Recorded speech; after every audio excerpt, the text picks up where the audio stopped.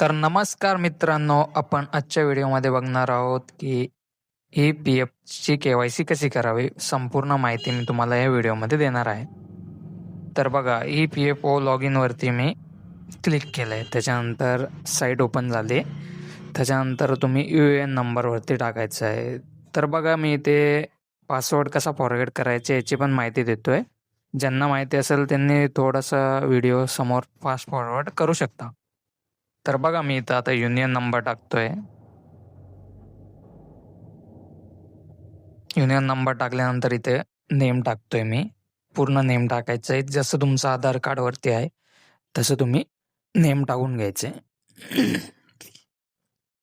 Spelling एकदम match पाहिजे, कारण की नाहीतर मग ते तुमचा पासवर्ड फॉरगेट होणार नाही. त्याच्यासाठी नेम एकदम परफेक्टली आधार कार्डवरती जसं आहे तसं तुम्ही मॅच करून टाकायचं आहे. तर बघू शकता मी आता इथे नेम टाकलंय. त्याच्यानंतर पुढच्या प्रोसेसमध्ये तुम्हाला तुमची डेट ऑफ बर्थ टाकायची आहे. इथे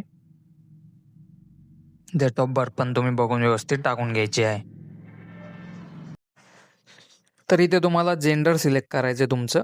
जेंडर टाकल्यानंतर तुम्हाला इथे मोबाईल नंबर फिल करायचा आहे तुमचा. जो आधार कार्डला लिंक नंबर आहे तोच तुम्ही मोबाईल नंबर इथे टाकायचा. त्याच्यानंतर कन्सेंटला तो इथे परमिशन द्यायची टिक मार्क करून. तुम्हाला कॅप्चा फिल करायचं आहे. त्याच्यानंतर तुमच्या मोबाईल नंबरवरती एक OTP येईल. तो तुम्हाला इथे OTP फिल करायचा आहे.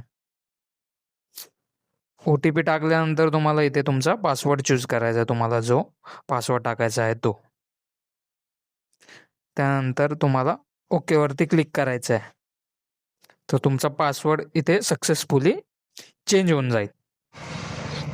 तर तुमचा पासवर्ड चेंज झाल्यानंतर ना तुम्हाला पुन्हा लॉग इन करायचं आहे, रिलॉग इन. तर तुम्ही युनियन नंबर आणि पासवर्ड टाकून तुम्ही तुमचं लॉग इन करून घ्यायचं आहे. तर बघा, पुन्हा तुम्हाला OTP येईल तुमच्या रजिस्टर मोबाईल नंबरवरती. त्याच्यानंतर तुम्हाला तो OTP इथे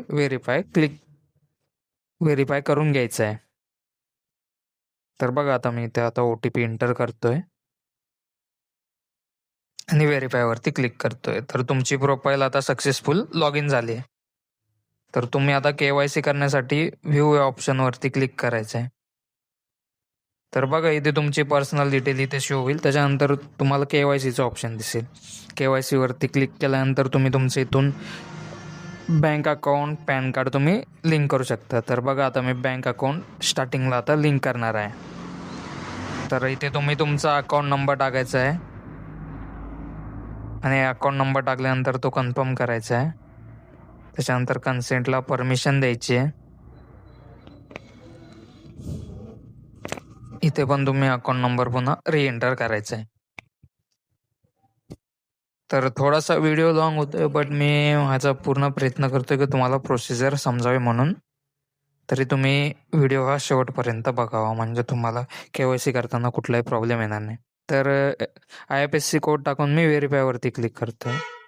तर पुन्हा इथे कन्सेंटला परमिशन देऊन मी ओके करतोय. पुन्हा तुमच्या मोबाईल नंबरवरती OTP येणार आहे.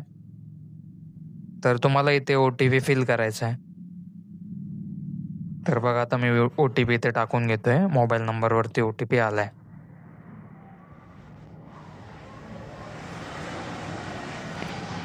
OTP टाकल्यानंतर व्हेरीफाय करायचं आहे. प्रोसेसिंग होऊ द्यायचं आहे, थोडासा वेळ लागतो.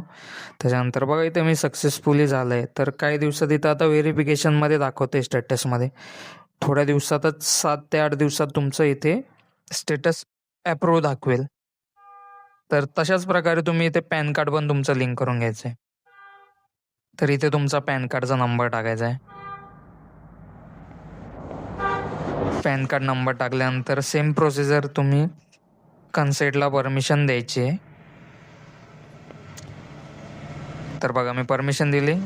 पुन्हा इथे व्हेरीफायवरती क्लिक करायचं. इथे लोडिंग होईल थोडंसं.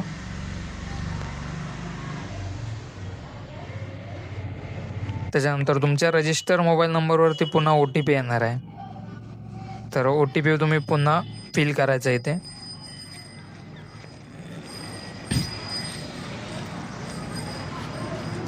OTP फिल केल्यानंतर पुन्हा तुम्हाला व्हेरीफाय करायचं आहे. तर बघा आता मी प्रोसेसिंग करतोय.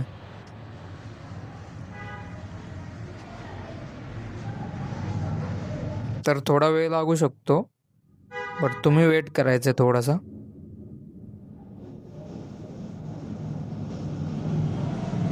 त्याच्यानंतर बघा इथे सक्सेसफुली पॅन कार्डवर तुमचं लिंक केलं आहे आपण, म्हणजे KYCची प्रोसिजर ही पूर्ण कंप्लीट केलेली आहे.